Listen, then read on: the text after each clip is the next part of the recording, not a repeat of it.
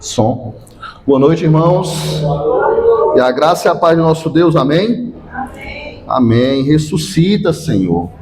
Ressuscita os nossos motivos de adorar, ressuscita a nossa vida, nos dá um renovo, ó Deus, da Tua palavra em nossa vida. Esse é o motivo das nossas orações. Amém, igreja? Desde já quero agradecer a direção, agradecer os meninos do louvor, todos que estiveram envolvidos, para a honra e glória do nosso Deus. Mais uma vez, agradecer aos nossos visitantes. Visitante não, já é de casa. O Guto e família, Kézia, filho do pastor Davi.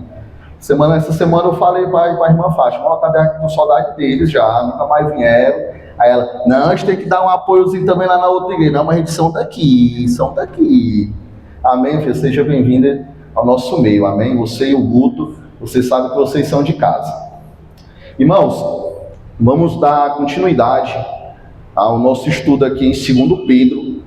Desde já eu quero também estar agradecendo a todos que estiveram envolvidos no evento das crianças que tivemos hoje pela manhã. Um evento muito bom, a gente sempre tem se disponibilizado de servir ao nosso Deus na área também infantil. Esse é o futuro da igreja. Que Deus possa nos conduzir e nos preparar, encaminhar eles nesse serviço na obra do nosso Deus, amém? Desde já agradeço a todos que estiveram presentes, a todos que contribuíram com eventos que tivemos pela manhã no horário da EBD.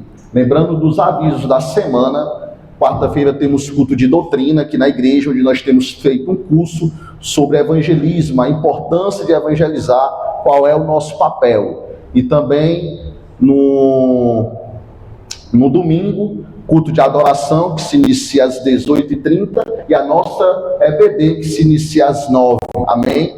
Todos estejam convidados. Vamos estar aprendendo mais da palavra do Senhor na nossa EBD. Graças a Deus tem sido um momento muito bom. Quando não tem, devido a algum evento, a gente sente falta. Amém? Desde já também eu quero agradecer aos irmãos que têm se disponibilizado a estar orando uns pelas vidas dos outros. Isso é um momento muito bom de nossa igreja, estar lembrando uns dos outros em nossas orações. Irmãos, dito isso, eu convido a amada igreja a abrir a palavra do Senhor lá em 2 Pedro, capítulo 17 ao 19. Obrigado, meu irmão. Capítulo 17 ao 19 de 2 Pedro.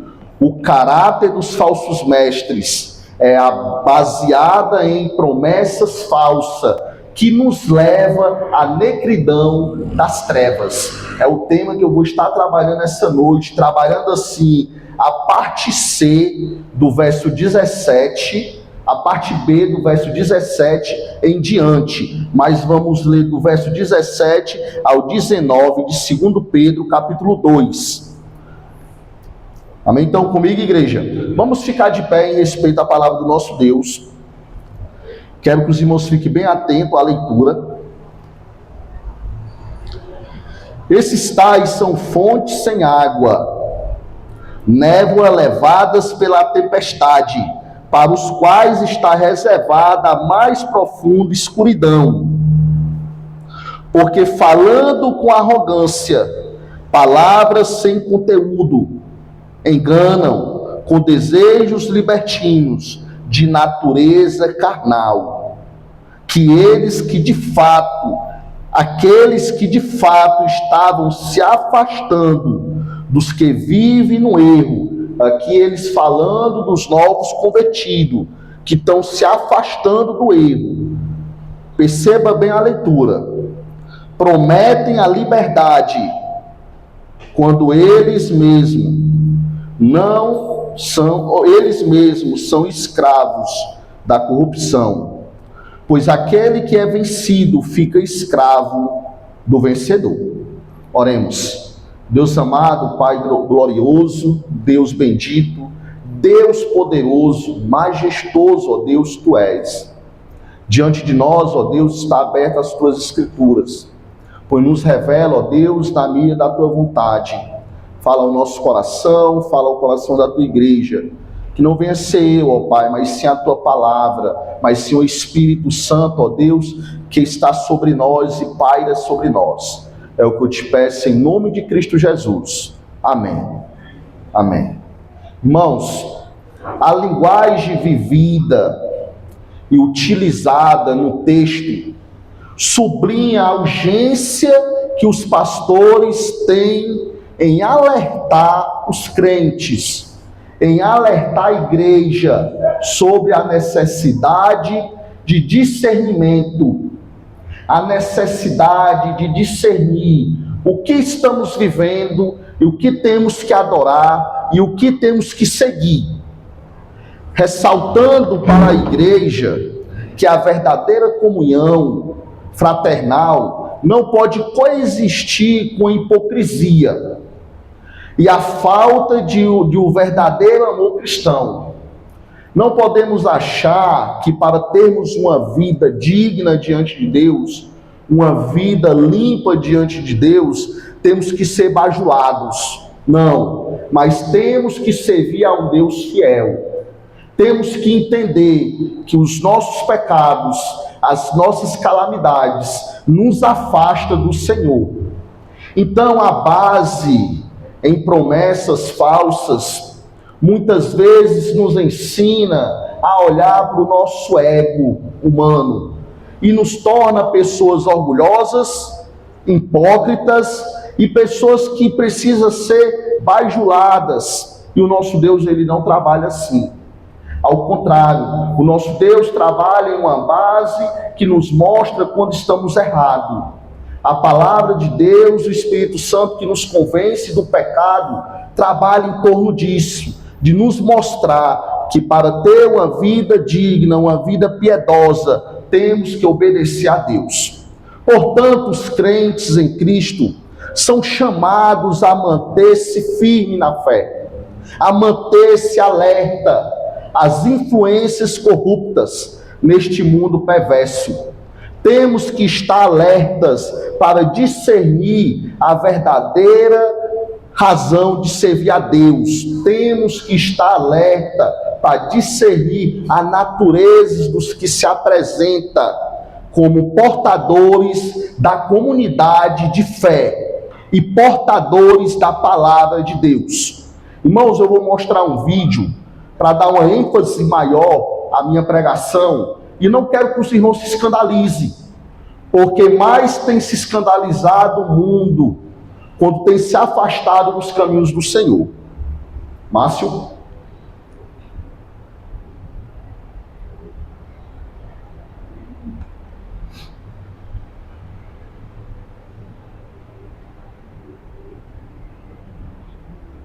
O que estão fazendo com o Evangelho?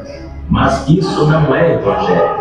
Como disse Paulo em Gálatas 1:8, são anátemas, pois se até mesmo um anjo do céu anunciar outro Evangelho que não seja o de Cristo, que seja anátema. Esses pervertem o Evangelho, participam da mesa de Satanás e dizem estar em comunhão com o Senhor. São homens e mulheres entregues às suas próprias paixões, às vaidades, trazendo o profano e dizendo que é algo santo.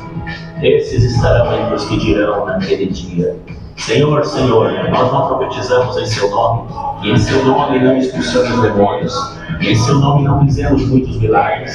E o que eles ouvirão? Eu nunca conheci vocês. Afastem-se de mim, vocês que praticam o mal. Vocês viram aí? Isso tem tudo a ver com o que nós temos estudado no decorrer de todo esse ano. Eu falei no último domingo que Pedro condenou 3 pecados dos falsos mestres: a difamação, as festas licenciosas e a rebelião. A difamação porque eles difamam a palavra do Senhor.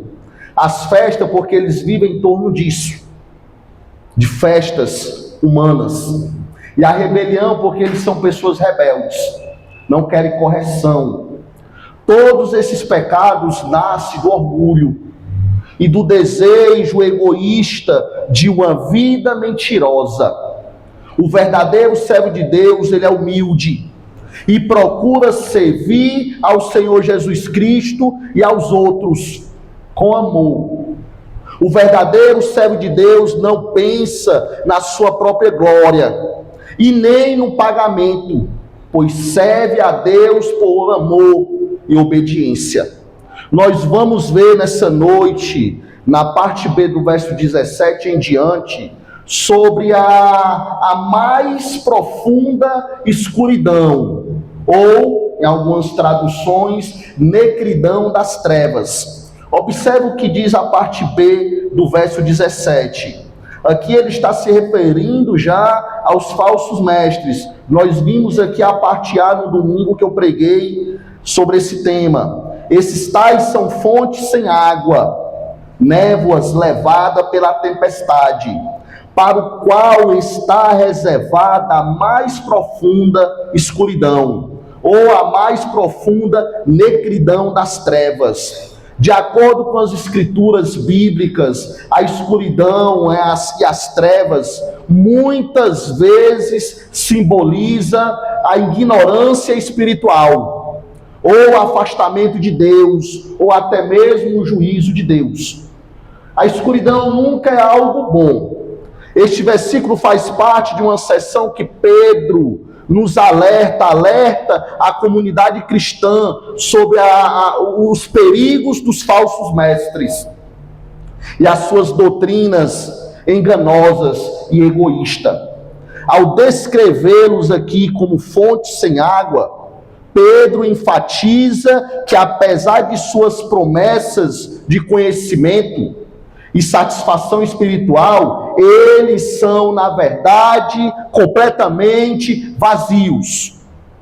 Entendam, eu não estou dizendo que eles não têm conhecimento, mas eles usam o conhecimento que eles têm ao seu benefício próprio, não para edificar vidas, não para formar, não para preparar ninguém, não para conduzir alguém a Deus, mas sim ensinando as pessoas a trabalhar o seu próprio ego e a sua própria vontade. São pessoas vazias, incapazes de suprir as necessidades espirituais dos crentes. Pedro utiliza essas palavras, negridão das trevas, ou a mais profunda escuridão, como algo que está reservado eternamente para eles. Já é a condenação deles, uma condenação inevitável, uma separação final da presença de Deus. Então não se engane. Ah, pastor, você acha que eles mesmos estão se enganando? Não, eles sabem o seu fim, porque eles sabem que vivem uma vida mentirosa e tem conduzido pessoas a essa mentira. Nesse texto, Pedro não apenas nos adverte sobre estes falsos mestres, mas também oferece uma visão de esperança. Nós vimos domingo, quando eu preguei sobre esperança, que a nossa esperança é Cristo Jesus. Ele é a nossa esperança. Para os fiéis, Ele é a esperança constante em nossa vida. A sua própria identidade pode ser apontada aqui, na verdade, como alguém que traz luz. Então, a pessoa que prega a palavra do Senhor fielmente, um servo de Deus fiel, ele é alguém que traz luz, nunca as trevas. E dessa forma o versículo alerta para a necessidade de discernimento, vigilância na vida cristã, para os crentes não ser consumidos por esses falsos mestres. Aqui nos alerta para com que eu e você estejamos preparados. Quando vier alguém querendo nos enganar, nós possamos identificar e saber que eles estão pregando a mentira. Eles, na verdade, são portadores das trevas. Eles falam que estão trazendo luz, mas são portadores das trevas. A escuridão é frequentemente usada na Bíblia como um símbolo de afastamento de Deus ou de uma vida espiritual ruim. É igual àquela ideia que quando Pedro fala aqui de névoa, de planta que não dá fruto. Eu me lembro que eu vi um vídeo que a mulher chamava o marido de terra seca. Discutindo com ele, vai para lá, terra seca. Aí a Jenny me fazendo uma raiva. Eu pensei que ela ia levar na brincadeira, eu caí na besteira, ó, Guto. Vai para lá, terra seca. Rapaz, para que eu fui falar isso? Algo que não era nem para ter discussão, essa mulher chorou de raiva. Aí o Tino estava brincando, é um vídeo que eu vi, mas depois eu fui analisar. Irmãos, uma terra seca, para que serve? Para nada. Uma planta que não dá fruto, para que serve? Pode ser que sirva até para dar sombra, mas no tempo seco, quando ela secar, ela vai servir para quê? Eu me lembro de um amigo que me disse uma vez que um cara, ele era tão vendedor, que ele comprou um terreno muito caro e não estava conseguindo vender porque esse terreno não dava nada, não vendia nada. Aí ele foi no mercado, tinha só umas palmeiras, uns pés de coqueiro.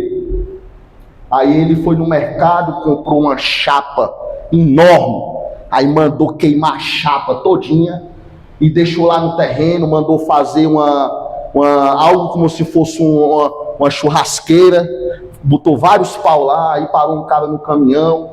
Esse terreno é para vender? Aí ele apresentou o terreno, E esses pés de coqueiro, não é porque não está na época de coco, mas aqui dá tanto coco que a gente faz tanto da cocada que o cara não quer nem vender. Ah, o cara não dava nada, viu?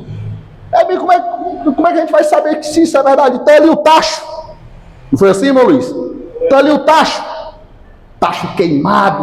Aí o cara olhou, realmente o tacho chega a estar preto, deve fazer muita cocada. O cara comprou o terreno, não dava nada, entendeu? Ludibriou ele, enganou ele. Então aqui nós observamos que eles dizem que prega a luz, a essência, a verdade e uma vida digna diante de Deus, quanto na verdade eles são escuridão, são trevas. É interessante que nós observarmos, Deus ele se apresenta a nós como a luz deste mundo. O livro de João, por exemplo, descreve Jesus como a luz do mundo que veio para dissipar as trevas, apagar a escuridão, criar luz onde não há luz. Aqui em João, capítulo 8, verso 12, observe, de novo Jesus lhes falou, dizendo: eu sou a luz do mundo, quem me segue não andará nas trevas, pelo contrário, terá a luz da vida. Nosso Deus, ele se apresenta como luz. A Bíblia frequentemente nos encoraja os crentes a andar na luz e rejeitar as obras da carne, as obras das trevas. Esses apóstatas prometem conduzir as pessoas à luz, mas eles próprios acabam na parte mais escura das trevas. É interessante como Judas também descreve o julgamento dos anjos, que não obedecem a Deus, como o julgamento dos falsos mestres. Então essas pessoas, eles sabem que está reservado à escuridão. Em Judas verso 6, está escrito assim: e há anjos, os que não guardaram o seu estado original, mas abandonaram o seu próprio lugar. Ele tem guardado sobre trevas, em algemas eternas, para o juízo do grande dia. Aqui ele falando do julgamento daqueles anjos caídos que não obedeceram a Deus, que não guardaram o seu estado de glória. E aqui no verso 13 de Judas, aqui fala dos falsos mestres, dos falsos apóstatas. São ondas bravas do mar, que espumam as suas próprias sujeiras. São estrelas sem rumo, para as quais está reservada a mais profunda escuridão para sempre. A onda, quando ela está brava, que fica só soltando aquela espuma branca, acontece muito isso ali na beira-mar, até no Rio de Janeiro, aqui muito pouco. Na beira-mar, ela joga aquela espuma e ele traz toda a sujeira do mar. Toda a sujeira. Uma estrela sem rumo. Uma nuvem que não vai soltar água nenhuma. Como é triste, irmãos, como é triste ver que esses homens conseguem induzir pessoas inocentes, pessoas leigas na palavra, pessoas de pouco conhecimento bíblico, a viver esse caminho que eles vivem. Eles conseguem seduzir e enganar. É por isso que essas igrejas estão lotadas. Eles conseguem fazer com que a pessoa só olhe para o seu próprio ego humano. E uma vez que, na verdade, esses falsos mestres não têm o que oferecer, como são capazes de atrair seguidores? Nessa noite nós vamos ver 3 motivos que esses falsos mestres conseguem atrair seguidores. Em primeiro lugar, os falsos mestres promovem as suas doutrinas com eloquência. Eles falam bonito. Sabemos que uma boa eloquência, uma boa oratória impressiona. Não é à toa que hoje, todas as vezes que nós entramos nas redes sociais, tem alguém dando um curso de uma boa oratória, como se posicionar, como sentar, como se vestir. Eu não estou dizendo que isso não é válido, não, ao contrário, isso é muito bom. A maneira que tu se posiciona, a maneira que tu fala, a maneira que tu se comunica, mostra muito quem você é. Mostra muito quem você é. Mas muitas pessoas também se pressionam com uma boa eloquência e acaba sendo mal conduzido por essas pessoas. Os falsos mestres impressionam as pessoas com seu vocabulário, com as suas palavras afinadas, com a boa tradução da sua linguística, mas na verdade não dizem coisa alguma que possa conduzir a pessoa a Deus. Essa é a realidade. A pessoa comum não sabe ouvir e analisar o tipo de argumentação que os apóstatas usam em seus discursos e nos seus textos. Acaba sendo conduzido e achando que está lendo e ouvindo da palavra de Deus, eles distorcendo a palavra do Senhor. Muita gente não consegue discernir entre o charlatão religioso e o servo sincero de Jesus Cristo. Essa é a realidade. Não devemos nos impressionar com a oratória religiosa. Abra sua Bíblia lá em Atos, capítulo 18. Vamos ler o verso 24 ao 28. Aqui eu vou apresentar uma pessoa que tinha uma oratória nata. Vocês conhecem muito bem Paulo. Sabemos que Paulo, nós olhamos para Paulo e admiramos o seu serviço a Deus, a sua maneira de falar, de se posicionar. Paulo chega em um local onde tem várias estátuas e ele consegue ali pregar a palavra do Senhor de uma maneira simples, em Atenas. Mas esse daqui, ele tinha uma oratória tão boa que Paulo nem se aproximava. Apolo era um orador religioso, eloquente, fervoroso, mas a mensagem que pregava era incompleta, como está escrito aqui em Atos 18. Em Atos 18, Atos 18, verso 24. Estão comigo, igreja? Meu tempo ali já está avançando. O relógiozinho rápido, viu, meu irmão? Não diz assim: nesse meio tempo chegou a Éfeso um judeu natural de Alexandria, chamado Apolo, um homem eloquente e poderoso nas escrituras. Aqui a gente já fica assim, né? Um homem poderoso nas escrituras. Um homem poderoso nas escrituras. Ele era instruído no caminho do Senhor, sendo fervoroso de espírito. Falava e ensinava com precisão a respeito de Jesus, conhecendo apenas o batismo de João. Apolo começou a falar ousadamente na sinagoga. Quando Priscila e Áquila o ouviram falar, levaram consigo, guarde esse termo, levaram consigo, que mais lá na frente eu vou fazer algumas aplicações nele. Com mais exatidão lhes puseram o caminho de Deus. Quando ele resolveu percorrer a Caia, os irmãos o animaram a escrever aos discípulos para que recebesse bem.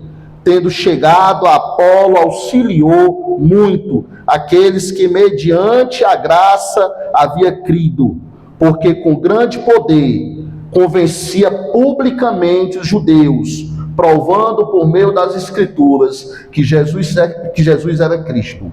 Irmãos, aqui em Atos 18, apresenta a figura de Apolo, um judeu eloquente, que chegou a Éfeso e se destacou por seu conhecimento das Escrituras.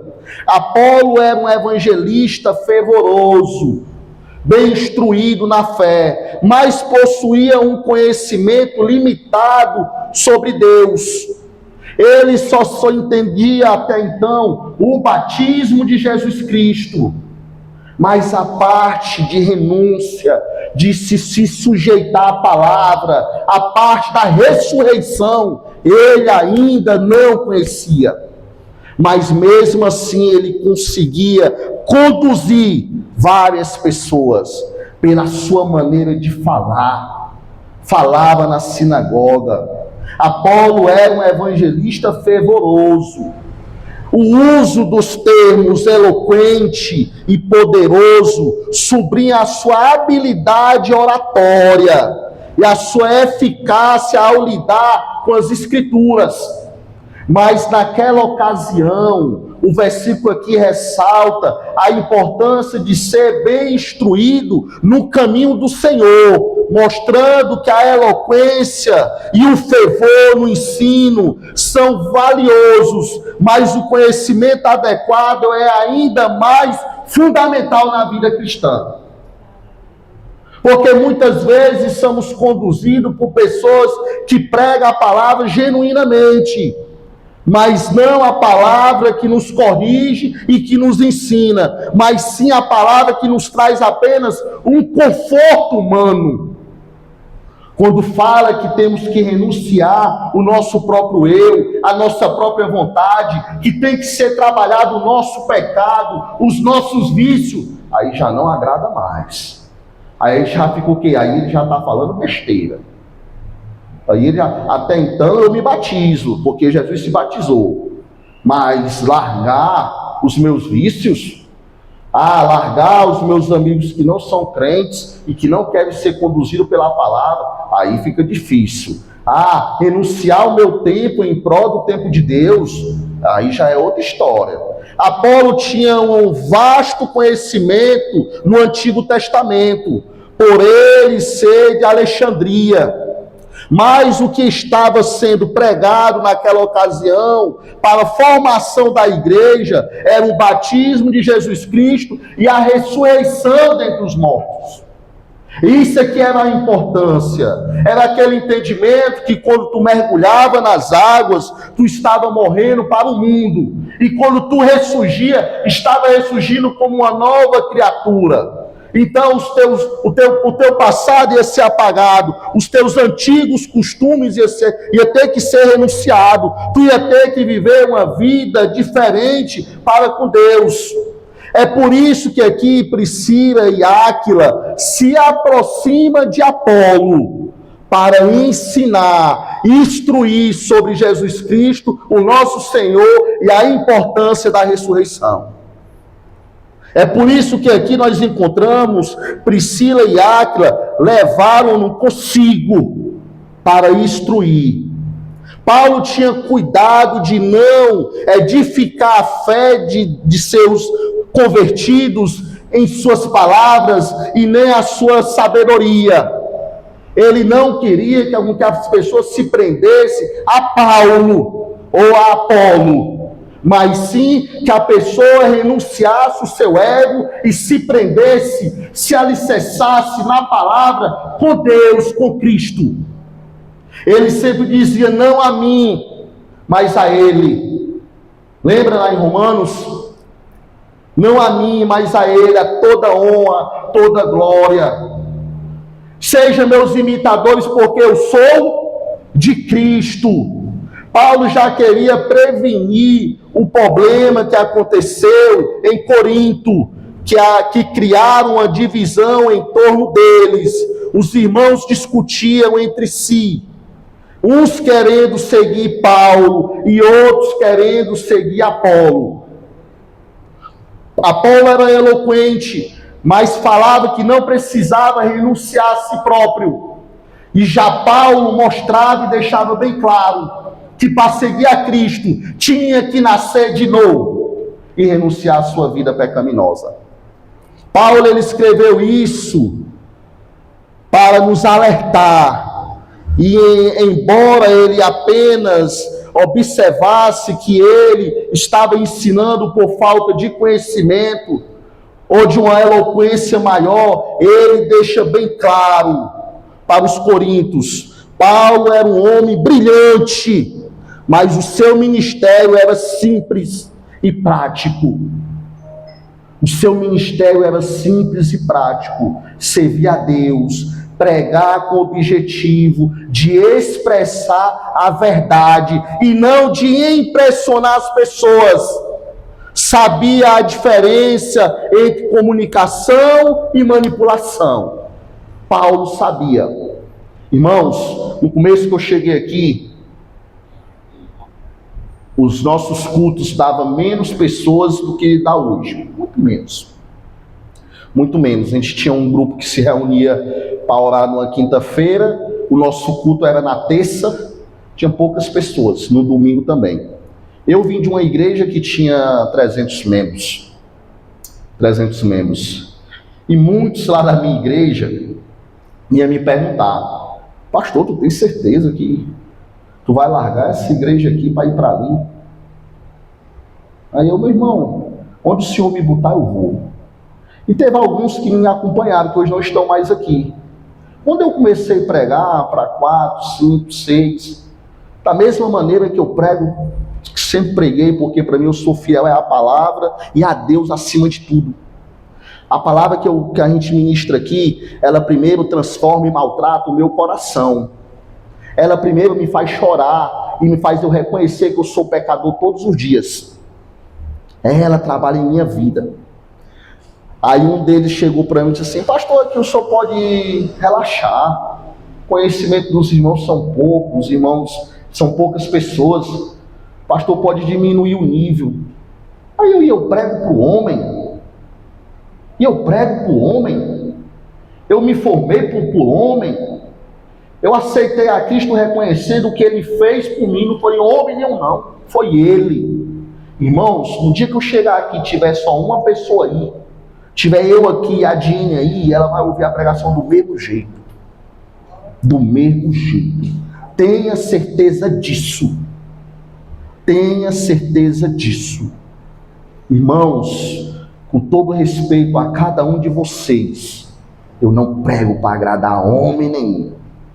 Mas eu prego para no dia que eu apresentar a igreja do Senhor diante dele, ele olhar para mim e dizer: servo bom e fiel. Servo bom e fiel. Então, irmãos, observe que aqui em 1 Coríntios, capítulo 2, do verso 1 ao 6, nos apresenta que Paulo, ele sempre trabalhou, ele sempre pregava com o objetivo de expressar a verdade, de não impressionar as pessoas sábias. A diferença entre comunicação e manipulação é quase imperceptível, elas andam juntas demais. Mas uma diferença que é nítida é o tanto que a palavra do Senhor e o Espírito Santo de Deus transforma quando você quer. Quando você diz: eis-me aqui, Pai, trabalha a minha vida, mata aquilo que não te pertence, e que eu possa levantar como um novo homem, uma nova mulher, um novo servo do Senhor. Amém? O segundo ponto aqui, eu vou ficar nesse, que meu tempo ali já avançou. O segundo motivo pela qual os apóstatas são tão bem-sucedidos é que eles apelam para os apetites mais ordinários da velha natureza. Da velha natureza. É isso que faz parte da isca deles. É isso que faz parte da velha natureza. Meus irmãos, quando nós falamos de trabalhar uma nova natureza, uma nova vida, de renunciar, de tu olhar para a tua família e dizer que tu não vai poder ir para aquele aniversário no domingo porque tu tem culto, de tu não vai mais se misturar na mesa que eles sentam porque eles ainda vivem uma vida de bebedeira, de farra, e tu é uma nova criatura, aí isso pega.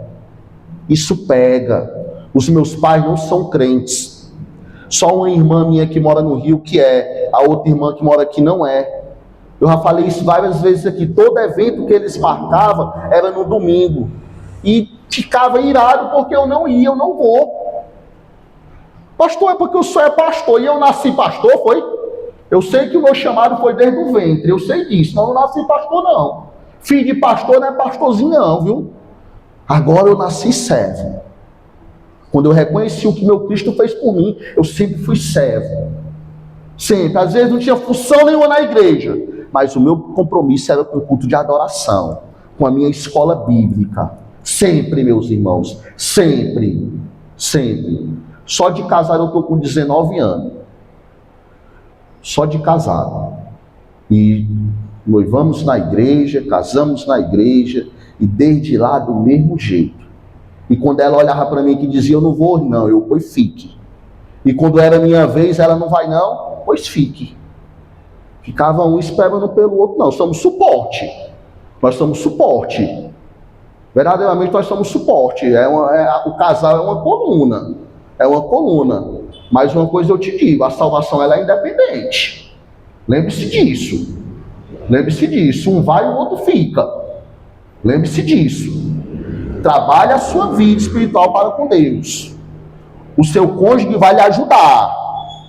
Vai lhe ajudar a alicerçar. Mas se também ele estiver lhe atrapalhando, corrija ele e chame para si. Se ele não quer, fique aí que eu vou. Sempre foi assim lá em casa. Sempre. Muitas vezes eu quero fazer. Teve um dia aqui que eu deixei tudinho lá. Comecei a dizer: eu tenho um horário, viu? Eu tenho um horário que está sendo cobrado horário, a gente só chega atrasado, minha vida é muito correria. Mas eu tenho horário, me ajeitei, e se arrumando, se marcando, bora não, vim-me embora, ficou tudo de lá. Cheguei com os irmãos, perguntaram, meu irmão ficou se arrumando. Eu tinha horário. Cheguei em casa, ela estava virada. Mas nos outros dias, meu irmão, ela se ajeita hoje muito primeiro do que eu. Às vezes eu já estou deitada, ela... é sorte que eu não sei dirigir, não podia ficar, viu? Aí eu, vixi, é assim, meus irmãos, é assim. Então, eles trabalham a velha natureza. Não devemos pensar nas paixões carnais apenas em termos de pecados sexuais. Muitas vezes, quando ouvimos falar de paixões carnais, só se lembramos de pecados sexuais, adultério, imoralidade. Não, pois a carne tem outros apetites. Eu vou terminar com essa leitura. Abra sua Bíblia lá em Gálatas. Ao ler a lista apresentada aqui em Gálatas 5, do verso 19 ao 21, conseguimos ver os diferentes tipos de isca. Vocês lembram que eu já preguei sobre a isca aqui? Que os apóstolos têm à sua disposição para colocar as suas armadilhas. Gálatas, acompanhe comigo, igreja. É só terminar nessa leitura, meu tempo ali já estourou. Gálatas 5,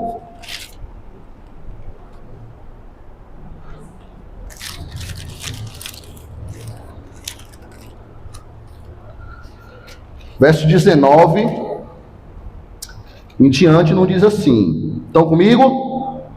Ora, as obras da carne são conhecidas, e são imoralidade sexual, impureza, libertinagem, idolatria, feitiçaria, inimizade, rixas, ciúmes, iras, discórdia, divisões, facções, invejas, bebedeira, orgias e coisas semelhantes a estas. Declaro a vocês, como antes já os preveni, que os que praticam tais coisas não herdarão o reino de Deus. Vocês conseguem imaginar aqui nessa lista aqui a ruma de isca que esses homens têm para te conduzir ao erro, para te conduzir à mentira, para te conduzir ao engano? São muitas. O orgulho, por exemplo, é um dos pecados que os mestres apóstatas gostam de usar a fim de apelar para o ego humano. Deixa de ser besta. Como é que o teu pastor vai te obrigar a tu estar na igreja nesse horário aí? Tu nunca falta. Todo domingo tu está na igreja. Não é pecado não, tu está no nosso meio. Não é pecado não, tu tomar uma cervejinha. Não é pecado não. Ah, não é pecado não, tu olhar um filme pornográfico. Não é pecado uma vezinha.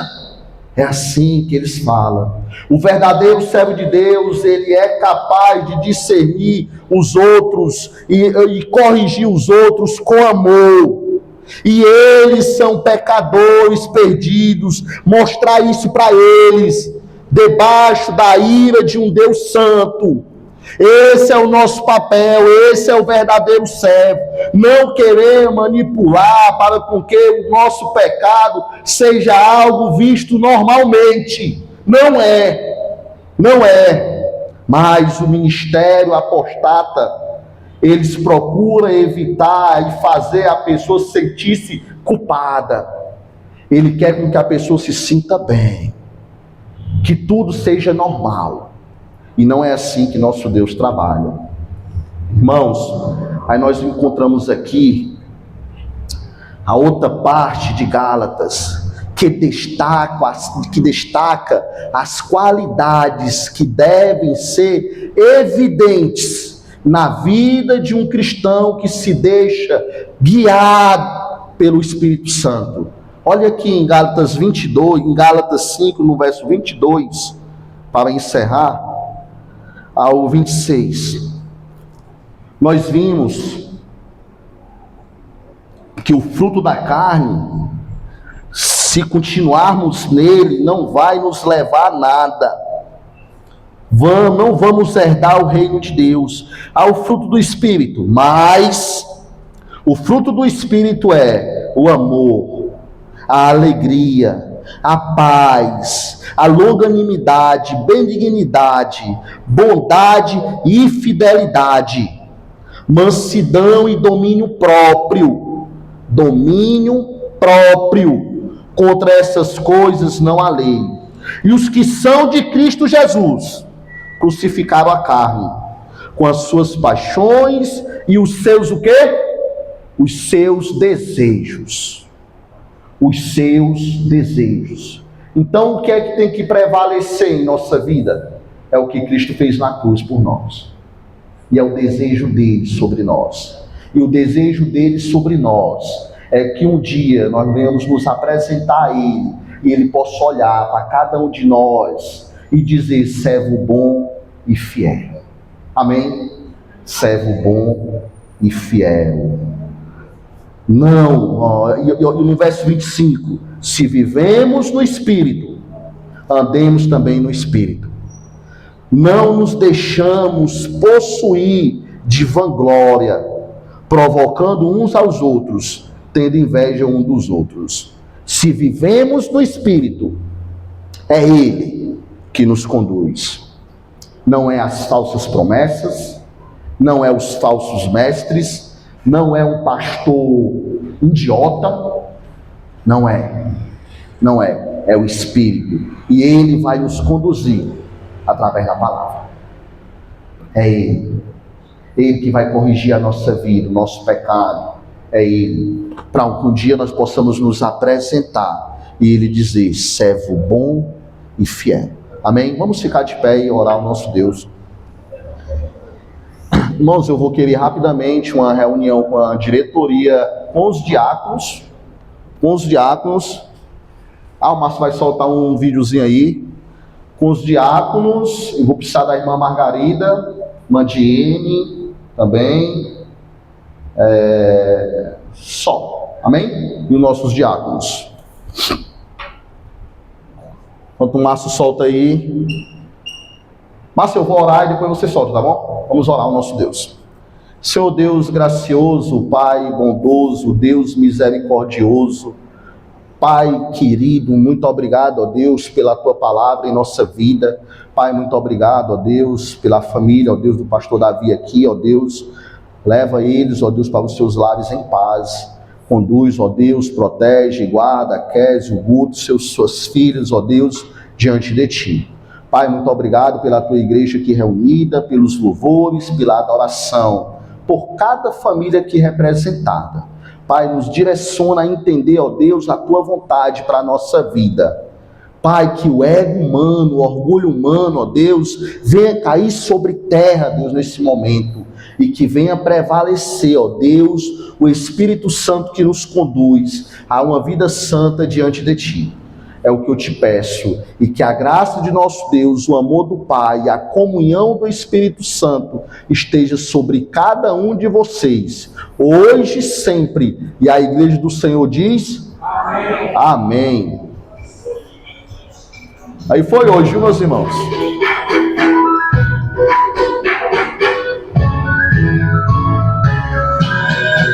Hoje é o dia da criança, vem se alegrar. Canta, sorrir, vamos celebrar. Jesus está conosco, que emoção. Bate palmas e cantar de Rapaz, o pastor comendo algodão doce, Márcio. Bate palmas, ele é nossa luz. Dia da criança, que alegria. Com Jesus é festa todo dia. Agora no jardim, o sol brilhou. Jesus é amigo que nunca faltou. Dança com amor, cheio de emoção, e deixa Jesus morar no coração. Pula, canta, sorria com Jesus, bate palmas, ele é nossa luz. Dia da criança, que alegria, com Jesus é festa todo dia. Levanta a mão, agradece a Deus. Pula bem alto, Ele cuida dos seus. Hoje é o dia de comemorar. Com Jesus no coração, é hora de cantar. Pula, canta, sorria com Jesus, bate palmas, Ele é nossa luz. Dia da criança, que alegria, com Jesus é festa todo dia.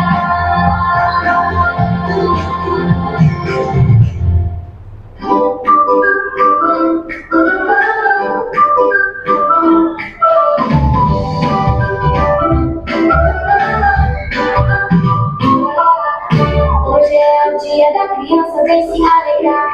Pula, canta, sorri, vamos celebrar. Jesus está conosco, que emoção. Bate palmas e canta de coração. Pula, canta, sorria com Jesus.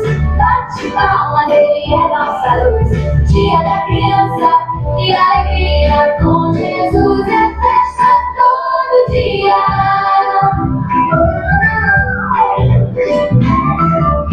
Corre no jardim, o sol brilhou. Jesus é amigo que nunca faltou. Dança com amor, emoção e deixa Jesus morar no coração. Pula, canta, sorria com Jesus, bate palma, Ele é nossa luz. Dia da criança, que alegria, com Jesus é festa todo dia. Levanta a mão, agradece a Deus, pula bem alto, Ele cuida dos seus. Hoje é um dia de comemorar, com Jesus no coração, é hora de cantar. Pula, canta, sorria com Jesus, bate palma, Ele é nossa luz. Dia da criança, que alegria, com Jesus é festa todo dia.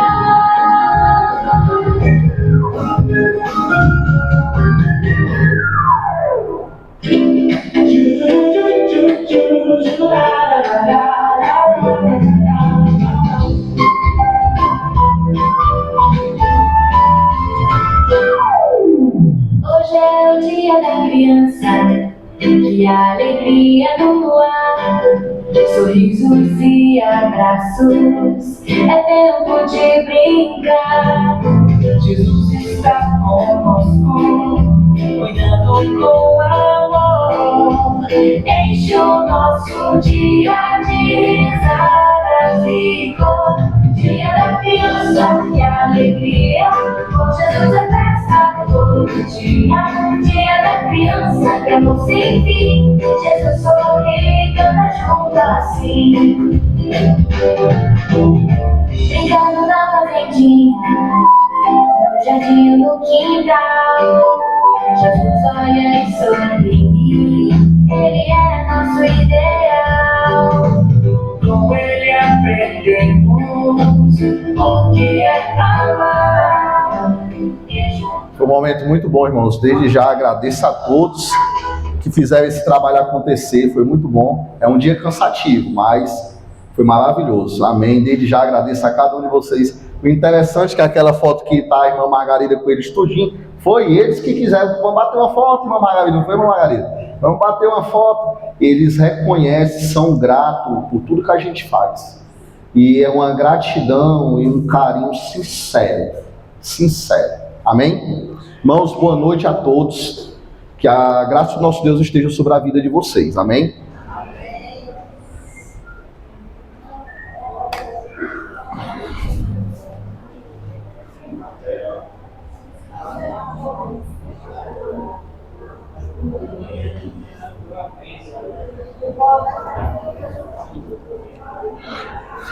Eita, que tempozinho quente, Thiaguinho. Dessa vez eu lembrei, viu? Fica melhor, você percebe que fica melhor mesmo. Não fica dando aquele bum que você falou. Não fica... A espuma realmente é pra isso mesmo.